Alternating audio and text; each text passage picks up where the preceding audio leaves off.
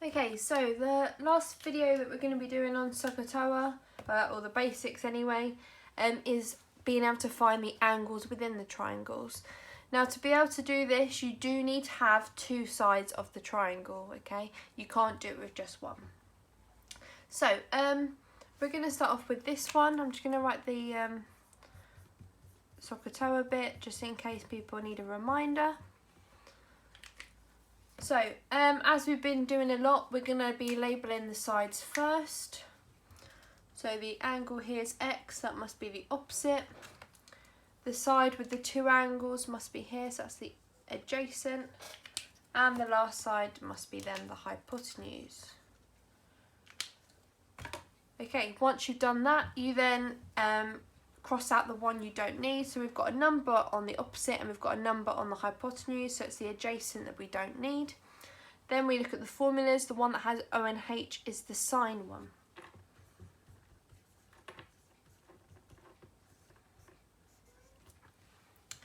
Okay, so then we put the numbers in. So this is going to remain as sine of X. Okay, but we do know that the opposite is 8 and the hypotenuse is 12. Now, to get rid of the sine so that we just have X on its own, there is a special button and it's called the inverse of sine. Okay, and it looks like this on your calculator, sine with a little -1.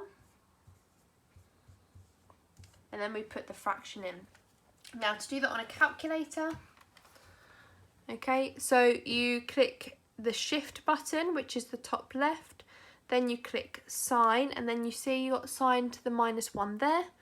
Then we can type in the fraction, 8 divided by 12 equals, and then we get our answer, so 41.8. I'll write it here. Okay, now these are degrees now, so you need to add the degree sign. You don't need to add centimetres or metres, obviously because you're dealing with degrees now. Okay, next one. Again, step 1, we're going to label it. So this must be the opposite because it's opposite the angle. This side has the two angles on it, so that's the adjacent. This is the longest and it's opposite the right angle, so that's your hypotenuse. Okay, again, we look at which side doesn't have any numbers on it. So the H has 10 and the A has 5, so it's the O that we don't need.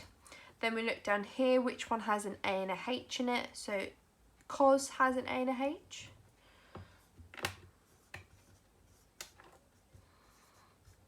Okay, so it's cos X equals A divided by the H.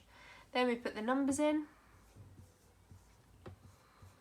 So A is 5 and H is 10. A lot of people ask this as well. If you look at the fraction, you can simplify it. You don't have to though, and I personally don't think I would. I would just leave it as it is, just in case I don't know, maybe you accidentally simplified it wrong and it means then you'd get the wrong answer. So just leave it as it is. You don't need to change it. Again, we just want X. So this time, rather than being sine to the -1, it's going to be cos to the -1, or the inverse of cos. Okay, but you do it exactly the same way as how I did the sine one, except you click cos instead. So you do shift, then cos, and then we click the fraction in.